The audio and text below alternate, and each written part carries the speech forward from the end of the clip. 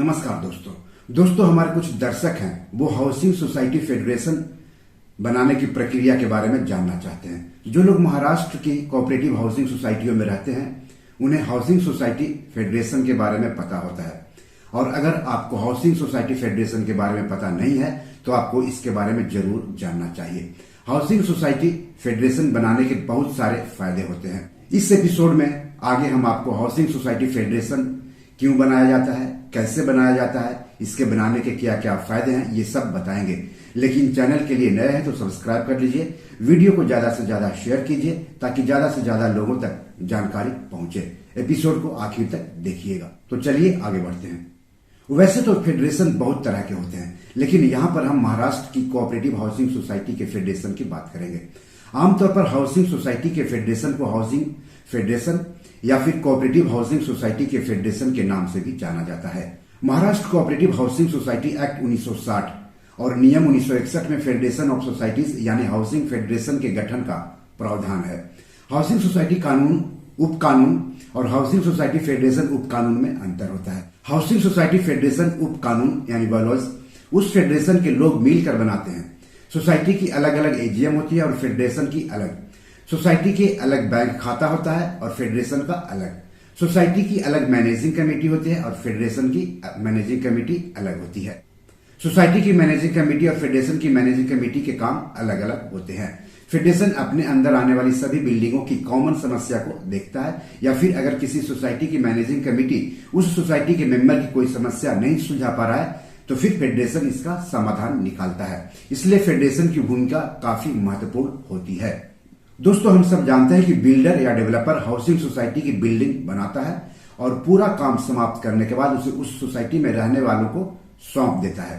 फिर उस सोसाइटी का प्रबंधन उसी सोसाइटी के चुने सदस्यों से बनी मैनेजिंग कमेटी करती है।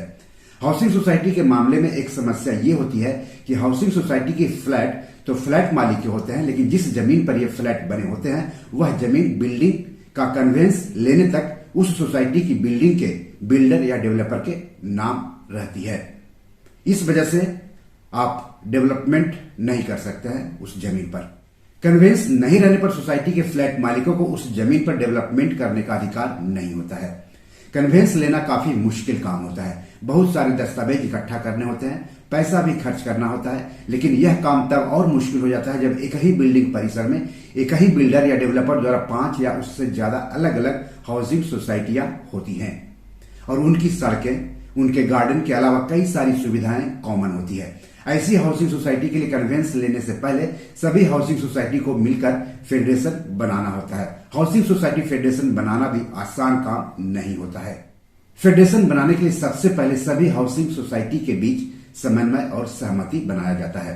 फेडरेशन की वजह से एकता आती है और एक साथ मिलकर काम करने से काम भी आसान हो जाता है। स्थानीय प्रशासन से सुविधा लेना आसान हो जाता है फेडरेशन बनने से, सिंगल बिल्डिंग के मुकाबले। फेडरेशन में लोगों को एक साथ लाना चुनौती होती है, इसलिए सबसे पहले सभी सोसाइटी की कमेटी से लोगों से बात करके उन्हें साथ आने के लिए मनाना पड़ता है। सबसे पहले सब लोगों को इकट्ठा करें, फिर लोगों को बताएं कि फेडरेशन बनाना क्यों जरूरी है और कैसे बनता है। संबंधित हाउसिंग सोसाइटी के सदस्यों का व्हाट्सएप ग्रुप बनाएं। उसके बाद कैसे फेडरेशन के लिए आगे बढ़ना है इस बारे में लगातार मैसेज का आदान प्रदान करें, चर्चा करते रहे। इसके बाद सभी बिल्डिंग के कुछ मेंबर को शामिल करके एक कोऑर्डिनेशन कमेटी बनाएं जो कि फेडरेशन के लिए जरूरी दस्तावेज इकट्ठा करे। इस कमेटी में फेडरेशन में शामिल होने वाले सभी सोसाइटी से मेंबर रखें। एक लीगल कमेटी भी बनाएं। लीगल कमेटी का काम लीगल प्रक्रिया से जुड़े काम को आगे बढ़ाना है। कोऑर्डिनेशन और लीगल कमेटी आपस में लगातार बातचीत करते रहे तो अच्छा रहेगा। फिर सभी सोसाइटी वाले कॉमन बैंक अकाउंट खोलें। फिर फेडरेशन में भाग लेने वाले सभी सोसाइटी अपनी सोसाइटी की आम सभा जनरल मीटिंग में फेडरेशन के संबंध में रिजोल्यूशन पास करें। फेडरेशन में हर सोसाइटी से 2-2 सदस्य रखें। फेडरेशन के लिए अलग से बायलॉज बनाएं और इन सबसे पहले फेडरेशन का नाम रखें। इतना सब करने के बाद अपने इलाके के कोऑपरेटिव सोसाइटी यानी सहकारी संस्था के उप रजिस्ट्रार के पास सभी संबंधित फॉर्म भरकर उसे जरूरी दस्तावेज के साथ जमा कर दें। बायलॉज के साथ सारा दस्तावेज रजिस्ट्रार के यहाँ जमा कर देने के बाद रजिस्ट्रार उस फेडरेशन की मंजूरी दे देता है। फेडरेशन बनाने के लिए फीस भी देनी होती है। हाउसिंग सोसाइटी फेडरेशन बनाना काफी मुश्किल काम होता है। बहुत सारी कानूनी प्रक्रियाओं का पालन करना होता है, इसलिए किसी अनुभवी और फेडरेशन गठन का काम करने वाले भरोसेमंद एडवोकेट की जरूर मदद ले। एडवोकेट भी अपनी फीस लेता है।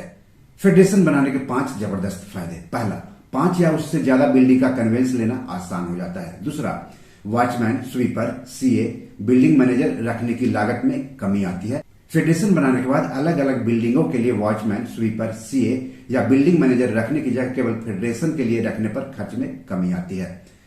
तीसरा, कहा जाता है कि संघे शक्ति कली युगे, यानी कली युग में एकता में ही ताकत है। फेडरेशन बनने के बाद 5 या इससे अधिक बिल्डिंग के लोग एक प्लेटफॉर्म पर आते हैं। ऐसे में स्थानीय प्रशासन या नगर पालिका पर दबाव डालकर उनसे गटर या बिजली या सड़क या पानी सप्लाई या कूड़ा करकट प्रबंधन का काम कराना आसान हो जाता है। चौथा फायदा, सोसाइटी परिसर में पर्व, त्योहार या जश्न मनाने का खर्च कम हो जाता है। पांचवा फायदा, सोसाइटी परिसर के गटर की साफ सफाई, सड़कों की मरम्मत का काम, किसी तरह के इंफ्रास्ट्रक्चर का काम करना आसान हो जाता है।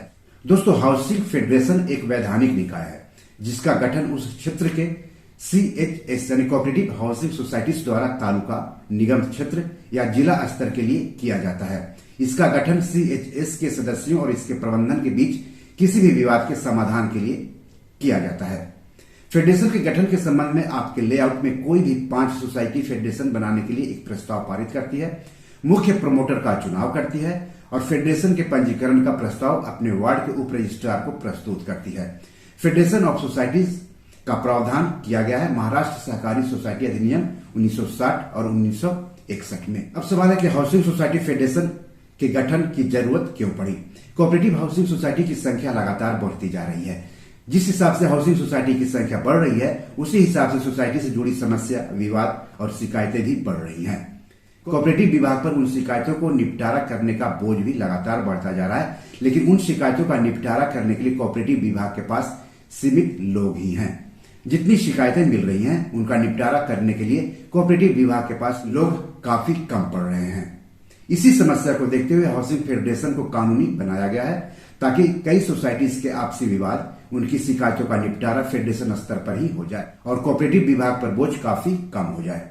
दोस्तों, इस एपिसोड में आपने जाना हाउसिंग सोसाइटी फेडरेशन के गठन की प्रक्रिया और उसके फायदे। हाउसिंग सोसाइटी सॉल्यूशंस में आज इतना ही। इस एपिसोड या हाउसिंग सोसाइटी से जुड़े कोई सवाल हो तो जरूर पूछिए। आगे किस टॉपिक पर वीडियो चाहते हैं हमें बताएंगे तो अच्छा रहेगा। धन्यवाद, नमस्कार। दोस्तों, ये मेरी 7 किताब है जो कि amazon.com पर पब्लिश है। आप इसे डाउनलोड करके पढ़ सकते हैं। इन किताबों के लिंक्स इस वीडियो के डिस्क्रिप्शन में दिए हुए हैं। इन 7 किताबों में से 5 किताब मनी मैनेजमेंट पर है, यानी पैसा निवेश करके अधिक पैसा कैसे कमाएं पर आधारित है।